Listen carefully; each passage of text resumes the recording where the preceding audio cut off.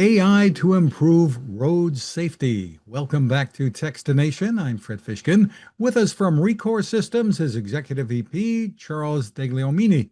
Hi, Charles. Good morning, Fred. How are you? Terrific.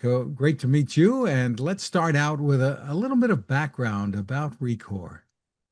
Yeah, Rekor is a NASDAQ listed company. We're located in Columbia, Maryland, equidistant between Baltimore and Washington, D.C. But we are a roadway intelligence company. We use AI, and when I mention AI, it's a buzzword now, but we've been training models to understand everything that's happening on the roadway to create roadway intelligence. Our cars today are very smart. Our roadways are analog and very dumb. Well, give us some examples of the kinds of technology that you're using. How is it applied, and how and where it's being used, maybe. Yeah, so it's used primarily by government agencies. I'll give you one example. It's a product called Rekor Command, and that sits inside of traffic management centers. So you've probably seen, videos of people staring up at screens trying to figure out what's happening on a roadway. Maybe it's I-95, maybe it's the Belt Parkway in New York, maybe it's some other major thoroughfare. And it's human beings looking at multiple screens saying, oh, there's an accident there. We need to dispatch someone to this scene. What our AI and Rekor Command does, it actually teases up the information for the traffic center operators so they don't have to have their eyeballs on it. It provides an alert that says, look here. And not only does it identify a major incident, let's say it's an 18-wheeler that's rolled over, unfortunately. But even if it's something minor like a mattress falling off the back of a Ford F-150, so you obviously don't need a full-on response for the mattress incidents. So it's able to categorize those incidents as well as identify them, right? It's a huge expansion in the ability of the human being to operate in those traffic management centers more efficiently. So, are you making strictly software? Tell us what it is that you have on the market. Yeah, it's a great question. We actually do both, but we're primarily a AI software company, but we do have sensors that look down at the roadway and pull information out of it. Another thing we do, it's a product called Rekor Discover, is if you've ever driven over a rubber tube on the roadway. I think we all have at one point. What that is, people don't understand what that is. It's actually mandated that states and cities and counties report traffic data to the US DOT, right? So, and then federal funding flows back to the localities based on the amount of traffic that's going by. But you think about it, here we are in 2025, and think about that rubber tube. It requires a man or a woman with a hammer and asphalt nails to run across the roadway, hammer that rubber tube in, and then run back across the roadway, right? And rubber tubes fail. You can imagine the weight that goes over them, and then they have to go back in a couple of weeks and do it all over again. So what Rekor does is we've said, look, let's automate that process. Let's use AI so we can have one of our sensors located at the side of the roadway, right? Not in the roadway, that pulls out better traffic data, right? We're able to look down and categorize. We know whether it's a motorcycle, it's an 18-wheeler, it's a FedEx truck, it's a passenger vehicle, and provide DOTs and state municipal agencies all kinds of rich data that they can then use to inform decisions they need to make about their roadways.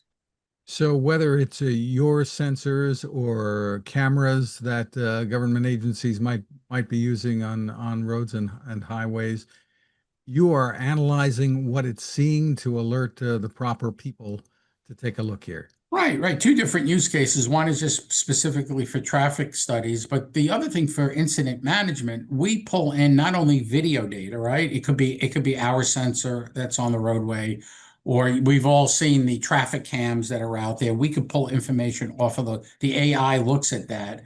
But we also look at Waze data, Bluetooth data, connected car data. If there's an example, people don't realize your car is reporting out all kinds of information about what's happening with it, right? So if you slam on the brakes in an emergency and we see four-way flashers and windshield wipers being on. And then we look at and we pull in weather data and we know there's an extreme weather event happening. We send a message to the traffic center operator saying you have an incident right here, or you have the, think about this, Fred, you have the potential for an incident here, right? Go take a look at it and make the appropriate response decisions. So how might all of this benefit us as drivers? A lot of us today are using our phones or screens in vehicles for navigation, looking for traffic bottlenecks and finding ways to trying to find ways to get around them. Yeah, well, one of the biggest problems with, let's say there is an accident on the roadway, right? The chances of a secondary crash being created are astronomical, right? So being able to get that incident cleared off the roadway allows me and you to get to work on time, allows me and you to go home and have dinner with our family on time, right? So it's a huge time saver for the citizen that's on the roadway. Not to mention the people who need to work on the roadways and need to do it's a very dangerous job, right? So one of the things we've been evangelizing is let's use AI and keep people off the roadway. And I understand that you're using your technology, or will be, to actually assess potential dangers with bridges, overpasses, and the like. Is that right? That is true. So you could imagine. So think about this is actually happening on the Brooklyn Queens Expressway right now. So hundreds and thousands of trucks every day traverse a cantilevered section of a roadway in New York, which is very instrumental. It basically connects Manhattan to the Verrazano Bridge in Brooklyn. And it's a cantilevered structure. It's been up since, Moses was around, right? It's rusting, it's failing, it has problems. But really, the thing that impacts roadways the most are overweight vehicles. You can imagine trucking companies sometimes are not compliant with the weight of the loads that they carry.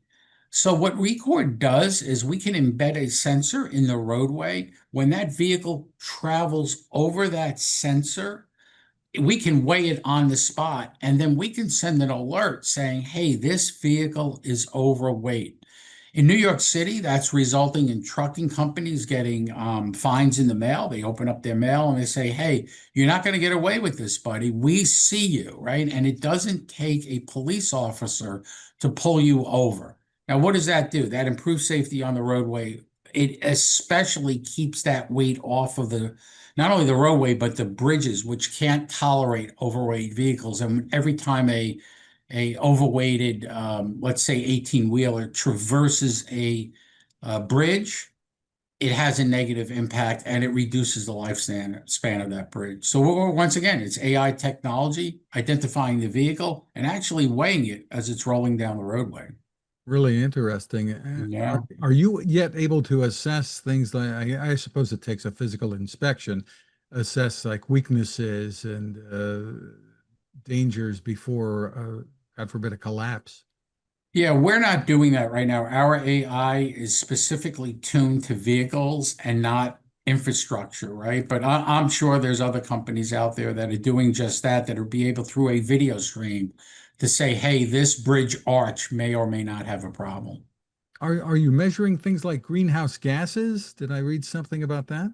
Yeah, you did. Yeah, that's correct. So because we understand everything that's happening on the roadway, so we know when we look down at the roadway that we know think about how sophisticated this is, that it's a 26 red Ford 150. And then we can look up in the database what the EPA emission is for that vehicle. And then we tease that into hundreds and hundreds of vehicles, and you can pick a particular amount of time. Let's say it's over a 1 hour period. And then we can tease up an average greenhouse or smog score for that section of the roadway based on the information that the manufacturers provide to the EPA about emissions. Now, are we physically sniffing the air? No, we don't do that. But in aggregate, when you look at all of the information, our greenhouse gas data is pretty useful and it's pretty accurate, barring something more specific, like somebody going out with a hose and testing a tailpipe emission or sniffing the air. Interesting. So what else Yeah. can you tell us about how technology might enable our roads to be safer? There's so much going on, and AI is getting better every day, it seems. One of the things that we're super excited about, we think that, we're building the future, and we think the future is right about here, today as we speak, Fred. It is the ability to do that predictive analysis, right? To say we're looking at all of them, once again, back to the traffic management center operators, saying in advance of now look, we cannot, right? We don't have a crystal ball. We don't say, hey, there's going to be an accident with a tractor trailer and a motorcycle at this location at this particular time. But we can definitely tease out information that says this is a potential issue, and please look at it right now and take mitigating action to make sure something, then that could mean sending a police car out in advance. That could be flashing. Look, these traffic management centers have all of those warning signs that we see on the roadway. Sometimes we see them for amber alerts and things like that. Slow down, weather event ahead, right? Or there is a potential for an accident because someone is broken down at the side of the roadway. The AI sees that, and we're able to make predictive calls to traffic management center operators. And once again, it makes that human being almost superhuman inside that traffic management center. Terrific. For more info, where can everyone go? Go to our website, Rekor, that's REKOR.ai. Terrific. Charles Degliomini, thank you so much for spending time with us. Thank you, Fred.